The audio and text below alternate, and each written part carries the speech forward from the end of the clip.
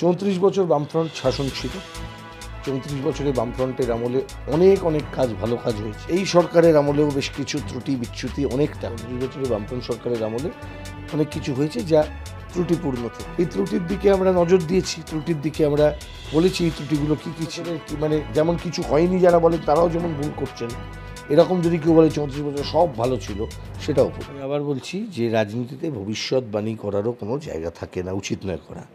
প্রথমত জ্যোতিষশাস্ত্র বলে যে বিষয়টা, সেটা আমি খুব একটা মানি না, বিশ্বাস করি না।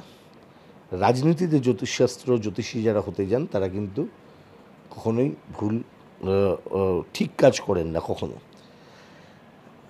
জ্যোতিষী রাজনীতিতে যারা হবার চেষ্টা করেন তারা মানুষকে বিপথে পরিচালিত করেন। 34 বছর বামফ্রন্ট শাসন ছিল। 34 বছরে বামফ্রন্টের আমলে অনেক কাজ, ভালো কাজ হয়েছে।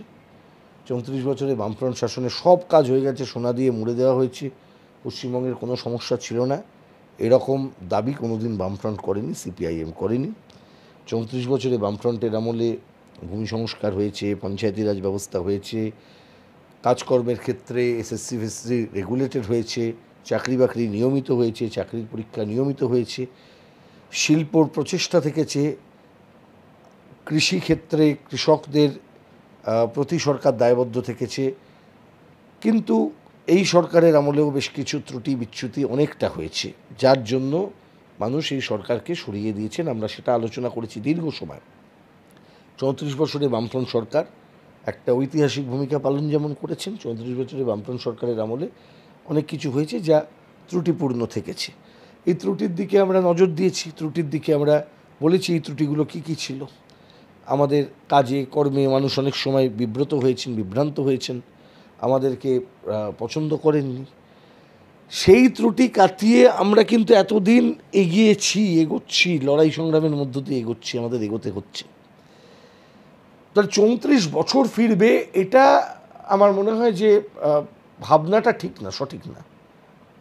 আমরা কখনো পাস্টে যেতে পারি না, তাহলে আমাকে ওই টাইম মেশিনে চলে যেতে হবে, পাস্টে যাওয়া যায় না।